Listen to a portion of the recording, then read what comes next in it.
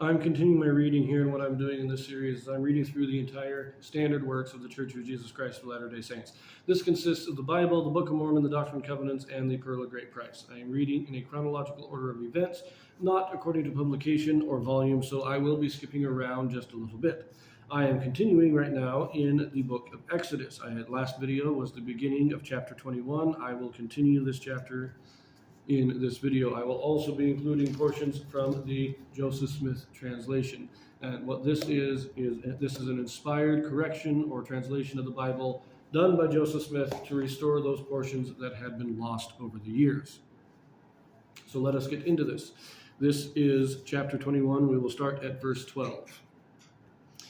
He that smiteth a man so that he die shall be surely put to death. And if a man lie not in wait, but God deliver him into his hand, then I will appoint a place whither he shall flee. But if a man come presumptuously upon his neighbor to slay him with guile, thou shalt take him from mine altar, that he may die. Okay, now we'll get more detail on this a little later, but what this is talking about, first of all, murder, penalty is death, capital punishment. If the death was an accident or a manslaughter, then death is not immediately done. It is, if you kill somebody on accident, well, then there will be places to flee. These are the sanctuaries, the cities of refuge is what they are called later on. And you go to the city of refuge, and you stay there, and you are given sanctuary. You cannot be executed. However, if it can be shown that you intended to kill the person, that it was actually murder and not just manslaughter, then you're executed anyways. You do not get refuge. You do not get sanctuary. You only get sanctuary if it was an honest accident. Verse 15, and he that smiteth his father or his mother shall surely be put to death. Now note on that one that it doesn't say that you have to kill them, just to smite them. So just attacking your parents is enough to be worthy of the death penalty. Verse 16, and he that stealeth a man and selleth him, or if he be found in his hand, he shall surely be put to death. And this is why, like I said in the previous video, we condemn the Atlantic slave trade. He that stealeth a man and selleth him. That's what the Atlantic slave trade was. You would go and you would capture, you'd raid another tribe. It was usually the Africans raiding other tribes, stealing the men and selling them as slaves. That is a crime punishable by death under God's law. Verse 16, and he that curseth his father or his mother shall surely be put to death. Now, curseth, I don't think this means just kind of yelling at them, but it's in the scriptures, to curse somebody is more than just getting mad at them. It is actually, in a sense, calling down the wrath of God on them. You're saying that you want God to punish them. You want them to suffer. That's what cursing is. And so it's not just swearing. It's not just yelling. It's actually wishing them harm. So you have that. Verse 18. And if men strive together, and one smite another with a stone, or with his fist, and he die not, but keepeth his bed, if he rise again and walk abroad upon his staff, then shall he that smote him be quit. Only he shall pay for the loss of his time, and shall cause him to be thoroughly healed. So if you injure somebody but don't kill them, you still have to give a restitution. You have to pay them. If I just lost 2 weeks of work because I was up in bed from a broken rib, then you have to pay me 2 weeks' salary, because that's the time that I lost. You also have to pay my medical bills. You have to cause him to be thoroughly healed. Now, this is why I don't like punitive damages in modern lawsuits. Pay him for the lost time, pay him for the medical bills. That's it, nothing else. Anyways, verse 20. And if a man smite his servant or his maid with a rod, and he die under his hand, he shall be surely punished. Notwithstanding, if he continue a day or two, he shall not be punished, for he is his money. Okay, I want to go into a little more detail on this one. There is a Joseph Smith translation on both of these verses, verse 20 and 21. But I just want to point out, this is the passage that most people use to criticize the Bible on the topic of slavery. Because, if you kill your slave, you're just punished. It doesn't say you are put to death. You're just punished. And then it says, well, if they don't die in the first day or two, then you're not punished at all. And that's what it appears to say. But let us read the Joseph Smith translation on these two verses, verses 20 and 21.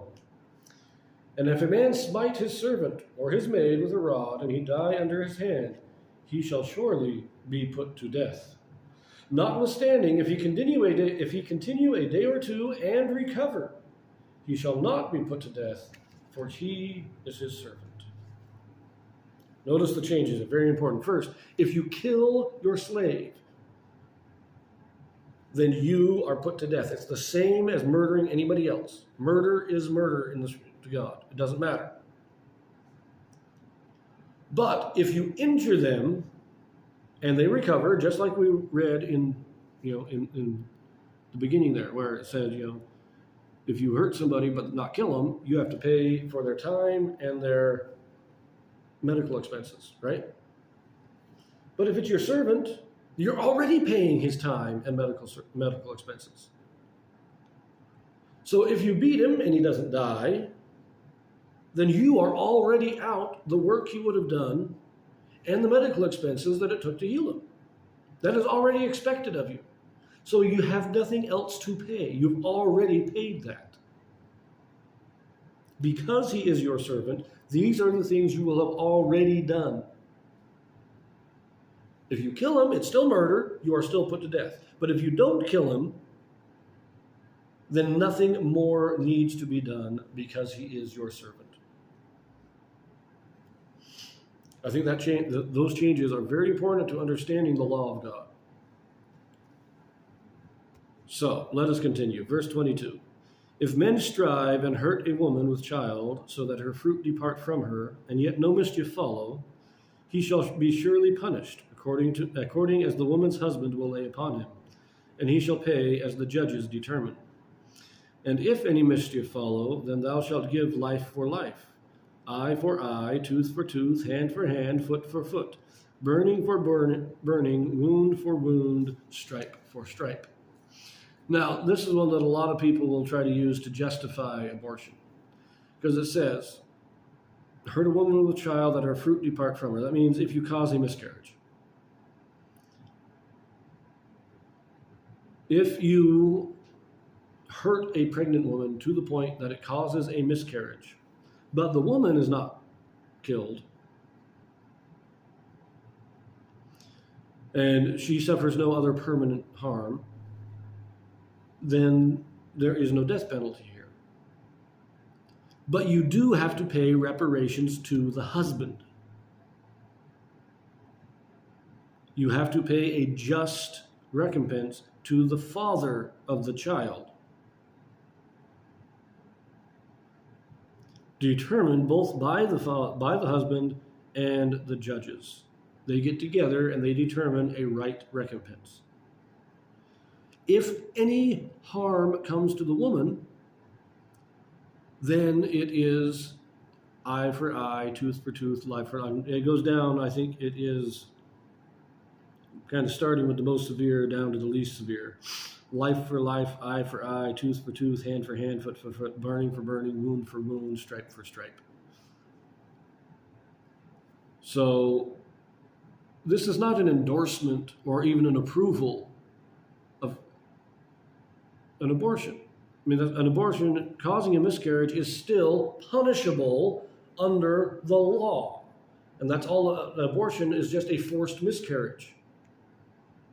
I don't care how you perform the abortion, it is a forced miscarriage. It is ending the pregnancy.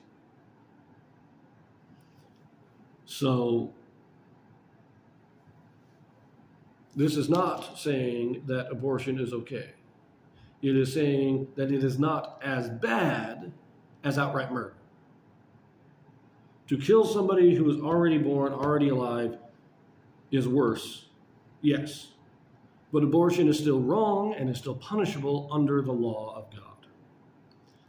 Verse 26. And if a man smite the eye of his servant or the eye of his maid, that it perish, he shall let him go free for his eye's sake. And if he smite out his manservant's tooth or his maidservant's tooth, he shall let him go free for his tooth's sake. So, again, going back to the slavery question, you got to understand this. A lot of people don't want to, they reference verses 20 and 21, say, oh, you can beat your servant all you want as long as you don't kill him. That's not true. Because it says right here, if you do permanent damage, if you strike out his eye, even losing a tooth, you have to set the slave free. You can beat him a little bit, but you can't do permanent damage. If any permanent damage is done, they are set free, no questions. You can't fight that. If you cause the damage, your slave is free. If you kill your slave, you're executed. Now, this video is getting a bit long. I will, because of the, you know what? Let's just finish. Verse 28. If an ox gore a man or a woman that they die, then the ox shall be surely stoned, and his flesh shall not be eaten, but the owner of the ox shall be quit. But if the ox were wont to push with his horn in time past, and it hath been testified to his owner, and he hath not kept him in, but that he hath killed a man or a woman, the ox shall be stoned, and his owner also shall be put to death. If there be laid on him a sum of money, then he shall give for the ransom of his life whatsoever is laid upon him. Whether he have gored a son or have gored a daughter, according to this judgment shall it be done unto him. If the ox shall push a manservant or a maidservant, he shall give unto their master 30 shekels of silver, and the ox shall be stoned. And if a man shall open a pit, or if a man shall dig a pit and not cover it, and an ox or an ass fall therein, the owner of the pit shall make it good, and give money unto the owner of them, and the dead beast shall be his. And if one man's ox hurt another's, that he die, then they shall sell the live ox and divide the money of it, and the dead ox also they shall divide. Or if it be known that the ox hath used to push in time past, and his owner hath not kept him in, he shall surely pay ox for ox, and the dead shall be his own. Okay, just a few things. So an ox, that's a bull, basically. So if he gores, somebody kills a person, then the ox is killed, not the owner. We don't blame the owner for the animal, unless the owner knew the animal was violent and did nothing to restrain it. Then we can blame the owner, and the owner is also executed. Now, if it is killing an animal, then I like this. You take the one that's still alive and you sell it and you divide the money. And then you take the carcass of the one that died and you divide that. And everybody gets half and half. We're all share. But again, if the owner knew it was a violent animal and did nothing to restrain it, then the live animal is simply given to the owner of the dead one, and the dead one is given to the guy that owned the live one. We have an even exchange here. So there's that. Now, and you have the same thing. If you dig a pit and an animal falls in it, if you do something that causes death to somebody else's animal, you have to pay for the animal. Simple thing there. Now, back on this thing, if you kill somebody, if the animal kills somebody, then you have to pay. This is you have to pay the family recompense for the death. Now they talk about gored a son or a daughter, and then they only list if it's a servant, you pay 30 shekels. If it's not a servant, then the family determines how much that you have to pay for the death. This would be like a wrongful death suit in the modern day. This is basically what it is. Wrongful death, you pay the family a certain amount of money because of the, the